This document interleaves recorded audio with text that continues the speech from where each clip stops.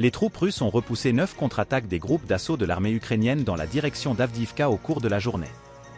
Les troupes ukrainiennes ont lancé plusieurs attaques dans la région d'Avdiivka au cours des dernières 24 heures. Selon le ministère russe de la Défense, 9 sorties de groupes d'assaut ont été repoussées en 24 heures.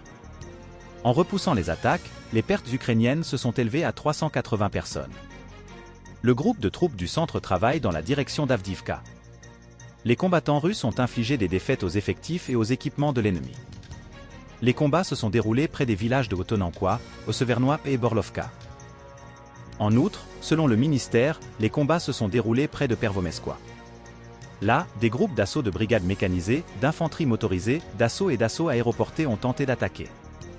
Outre les effectifs, jusqu'à 10 véhicules et 2 véhicules blindés ont été détruits. Un système d'artillerie de fabrication américaine a également été touché. En outre, 2 obusiers figurent parmi les victimes. Que se passe-t-il d'autre sur le front?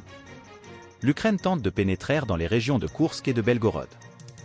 Elle utilise activement des mortiers, des roquettes, des chars et des véhicules blindés. Mais jusqu'à présent, tout se termine mal pour l'armée ukrainienne. L'armée russe les détruit aux abords de la frontière. Par ailleurs, les troupes ukrainiennes lancent des attaques massives à l'aide de lance-roquettes multiples sur les zones peuplées de la région de Belgorod, y compris Belgorod.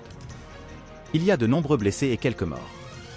En outre, l'Ukraine détruit délibérément des transports civils à l'aide de drones FPV. Les troupes russes maintiennent courageusement leur défense en lançant des frappes de représailles et des frappes préventives. Les images d'observation objective témoignent de leur efficacité, le matériel et les effectifs sont détruits. Les combats se poursuivent. L'Ukraine mène des attaques sur les centres de population russes de manière très lâche. Ils cachent leurs véhicules et les camouflent plusieurs jours avant les frappes. L'équipage arrive aux lance-roquettes multiples juste avant que l'attaque ne soit réalisée. Elle quitte ensuite rapidement la position de tir. L'Ukraine est sur le point d'examiner un projet de loi qui permettrait aux prisonniers ukrainiens de rejoindre l'armée. Tout cela afin d'augmenter les effectifs et de renforcer le front après la libération d'Avdiivka par les Russes. C'est ce que rapporte l'agence américaine Bloomberg.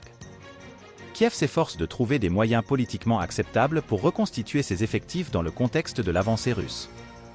Les Russes avancent lentement mais sûrement.